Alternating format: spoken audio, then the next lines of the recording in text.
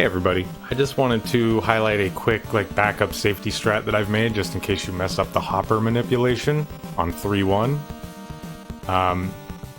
So, you mess up on the first two guys, you just gotta take them out. They're in a wide open space, there's no other enemies around, so they're pretty easy to deal with if you mess that up.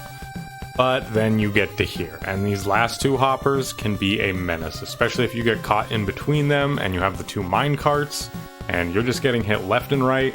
You're trying to do a wall jump, but they're damaging you in the air, you can't get over to the platform, and you die. And you just don't want to die at this point. So what you can do is when you're standing on this blue platform here, go right to the edge, that's safe, that's when he jumps. That pixel right there. So, right there. So, you don't even have to be very, very close to the edge. You can just get right here as long as you can see him. And you can see, just like the first hopper on this screen, he is jumping up and down, but you haven't activated his AI yet. So his AI is going to activate depending on how much you scroll the screen. Now, I have found two reliable ways to manipulate this guy. One is jumping from this platform just after he lands, or just after he jumps. So let me show both of those. Just after he lands, you go, he jumps, he'll jump again in the air, you're clear. The other way is just after he jumps. So right after he jumps clean off the screen, he's gone. I kind of like the first one better, because if you mess it up and you go after he lands, he'll go there, but then he'll do that, and you can scroll him off. If you go too late, it's really hard to go too late. He's fine. But the other one, if you go too early, before he jumps, he will jump out and then he will chase you, and there is no getting away from him. So you can do whichever one feels more comfortable, but I feel like the first way is safer, going right after he lands.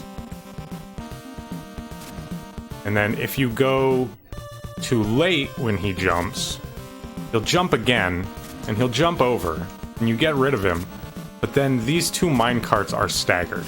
And for this second guy, you can technically do it, but it's not great. You don't want to deal with that if you don't have to. So, first guy, right after he lands. Now the second guy, if you land right here, he will not activate. So you can do the same manipulation here. And with this guy, you want to do it right at the peak of his jump. So you start walking at the peak of his jump, you let him walk, you let him jump over you, and then you can go. And it's the same thing every time. And that window is huge. You don't even have to worry about that, really. Just when he's at the peak of his jump, go. So you could technically do this at that peak of that first jump, but then those two mine carts are in the way, and if they hit you, you can jump over them and land between the mine carts and him and go. But at this point, you're probably just concerned with staying alive, and that's gonna be risky. Oh, and then see, if you get too close, he does that. So I recommend you wait for his second jump. He lands, he jumps a second time, you jump over the carts, he jumps over you, and you're through. Completely safe. Two other things to know about this second guy. Well, it's really one thing. It's about your horizontal position at this part. Oh, see, I went too early. Now he's chasing me. Again, you can get away with that. If he jumps at you really fast like that, you can still get away from him, but it's more risky. So let's see. Peak of his jump, I go. If I'm standing to the left of this pipe up here, he will do some very weird things. And you obviously don't want that either. So when you do this, you want to stand just to the right of this pipe right here, right where I'm at, this pipe that I'm jumping at. You want to be just to the right of it. Oh, and that was me going too late, and he chases. So one, peak of the jump. Now if I'm standing under this pipe, he does a long jump to the left, and then he'll chase. And you can get away from him, but it's risky.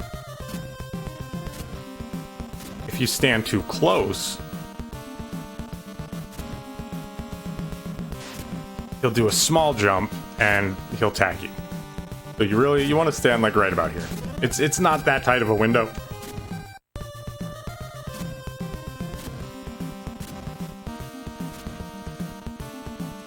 Peek of his jump, go, stand right there. Bam, he jumps over you, and you're through. Anyway, I hope this helps people that are struggling with the hoppers. Especially, you know, hitting that manipulation is pretty tough. You can't lose a single frame or else you lose it. So if you lose even one frame, you can at least try and fall back on this. Maybe easier or harder for you depending on how good you are at this game, but it at least gives you a second chance to try and salvage this room. So I hope this has been helpful for somebody, and good luck with Batman.